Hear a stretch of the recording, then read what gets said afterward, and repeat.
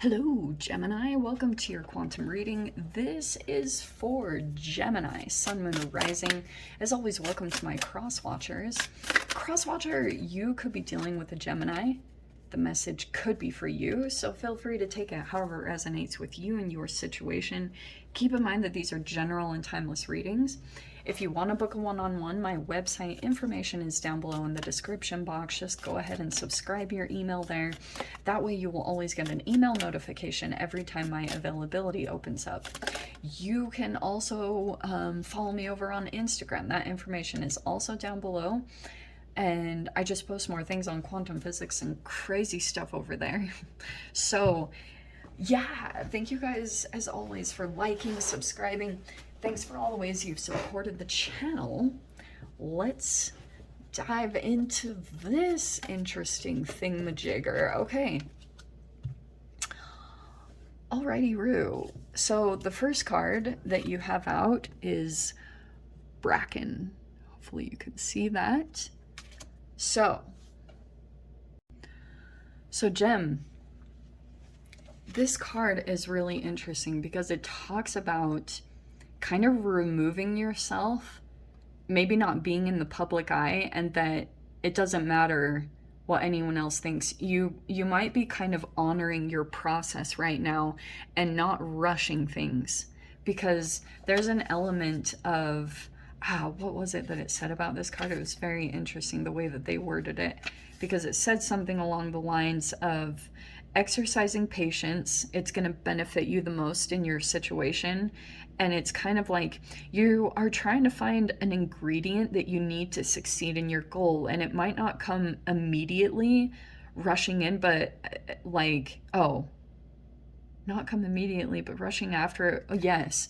So it's a divine timing card that what you need will come to you when it's meant to come to you, and don't rush the process. Like, don't skip ahead and try to get into some type of alternate reality. It's a very much kind of like I just saw a praying mantis. Interesting that I saw that, which are masters of mindfulness, because they wait patiently for their manifestation to come to them, and then they pounce.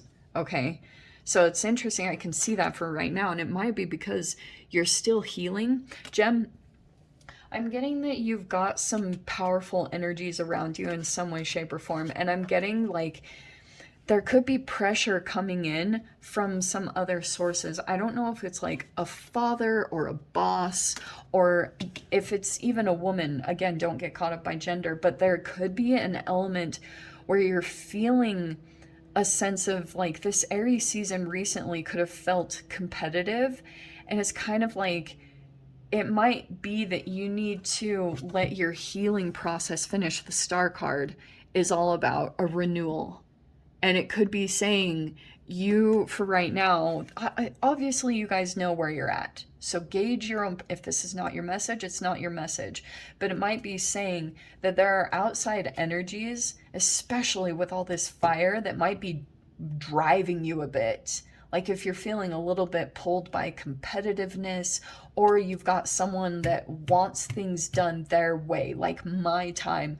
So and there could be a little bit of this Emperor that's filtering in and affecting your process. And this is saying with this Aquarius energy, it's like that's you vegging out, being who you are, and just like, I'm kind of getting that's what you need. I don't know if you're going on a retreat or something, or like in some type of home or environment where you have nothing influencing you. That's what I'm seeing is kind of really beneficial for you at this time, because it's showing me there's like these really fiery energies around you, and it could be time for you to just kind of like pull back your energy and regroup, because it feels like this is somehow, why did I do that?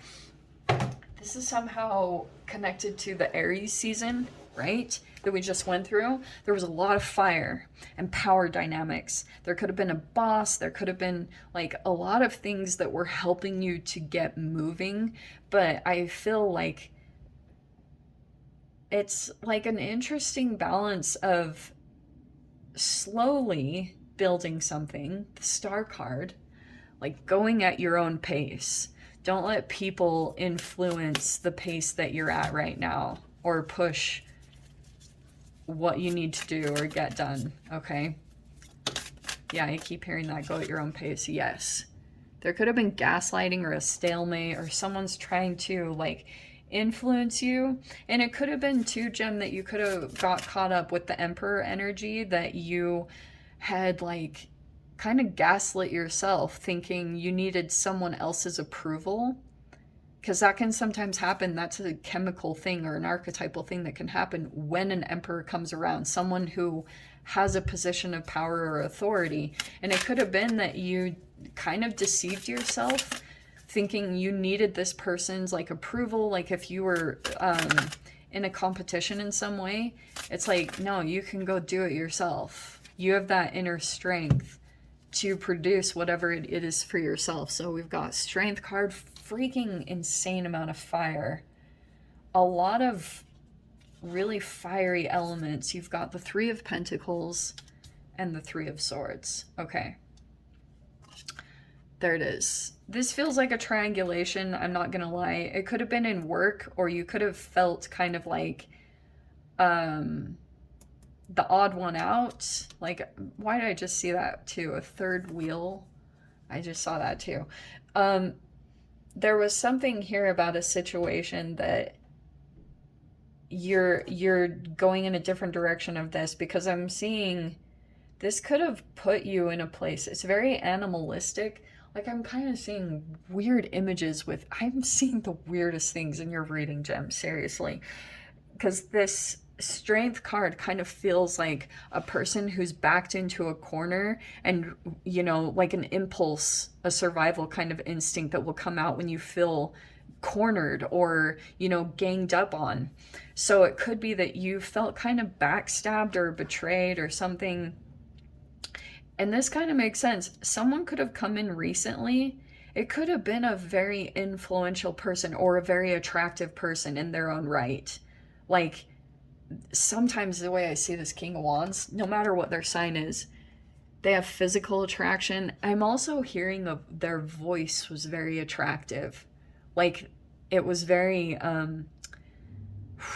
like, their voice was delicious. What? I don't know.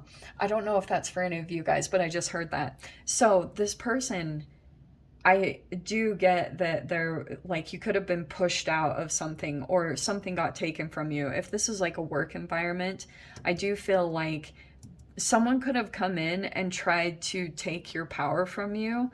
Watch how the tables turn in this situation, because I'm seeing, yeah, Wheel of Fortune. Something huge turns around here, takes a dramatic shift. I don't know what it is. And it could be even you, Jen, like I talked about before, that you get back in your power and you're like, no. And that's where this, I was saying, the tables kind of turn in here. The archetype or the power dynamic completely shifts. Okay. Six of Wands. So there's someone here, this is like, yes, it can be a victory, but it's spotlight. So it could be that the spotlight is on you in some way, shape, or form. You have the Page of Wands. Holy fire energies. And then you have the Nine of Pentacles in your mind, which could be about maybe like you want to do things on your own. You might want to start your own business. You might be thinking about that in some way, shape, or form. But there's something there about trying to think about a way to use your skills, your talents, and abilities to get more independent. So you have more freedom to focus on yourself. Okay. Nine of Wands. Okay. What did I say? So there is a lot of competition stuff. Look at all the fire. Yeah, I would say if you're feeling influenced, there's an emotional connection here. but there's a lot of overanalyzing stuff, okay? So I can see there could have been an emotional offer, someone maybe made a proposition, someone was super overanalyzing this, whoever it was, okay? Really stuck up in the thoughts or feeling trapped by something. Sometimes this can be PTSD, okay? So I'm seeing that I don't know where to put you. Somewhere around here. Okay, there's that. That's all fine and dandy. Over here, though, in the final outcome, there's that Nine of Wands. Yeah. I just hear another one bites the dust. It's kind of like, oh, might be feeling ganged up on and left out. So you might need to get away from the situation because it feels chaotic. Wow. What's going on there? It's either you or someone else that you're dealing with. I'm not really sure, because this is really interesting the way that this is playing out. Something interesting is kind of like I'm seeing someone's attention now shifts. You know, in Lord of the Rings, why am I getting the weirdest visuals for you, Gem?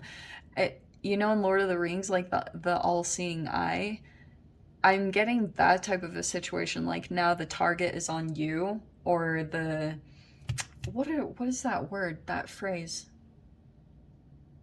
Radar. The radar is on you. Someone's radar. Then I just heard gaydar. What?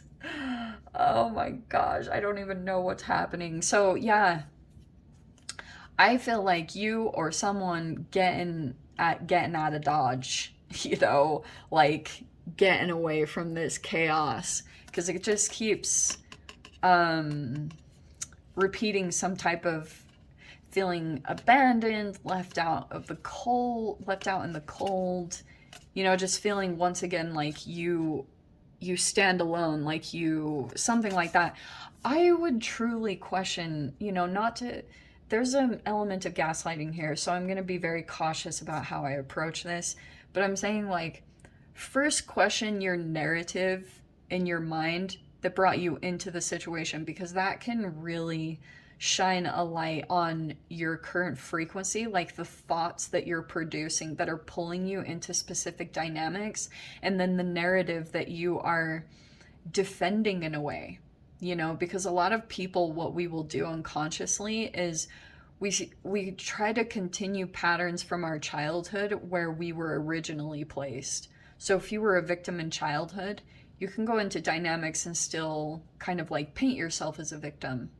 Okay, I'm saying that's very true. So I would question the stories that you're telling yourself, like, because they generate thoughts, which generate chemicals in your body, and that puts you on a grid frequency that pulls in other energies that play out this weird little act, you know, like a little movie. And you know what's interesting, Gem? Oh, you might enjoy this because I can talk to you guys about this stuff. Have you ever wondered, because you know how there's that documentary on, is it on Netflix? Yeah, it's on Netflix.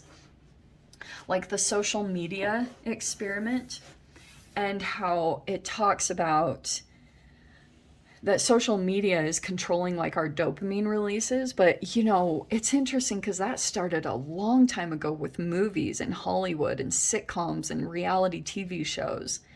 So that entanglement, that's why they say be cautious with what you watch, because you can pull yourself into a reality, and sometimes unconsciously you can be emotionally playing out movies that you watched, and it's like you created all these chemical releases from a movie that you watched and all these emotions, and then your little movie reality links up with another human's movie reality, and you guys kind of like play out a scenario based off of chemicals that are in the background in the subconscious.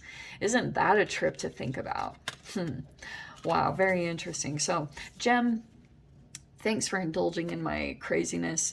I'm going to dive into the extended. If you want to join me over there, of course, feel free. Go down below, click on the Vimeo link, and I'll see you over there. But Gem, if this is where we leave things, I'm sending you so much love, wishing you all the very best, and I'll see you in your next reading. Take care.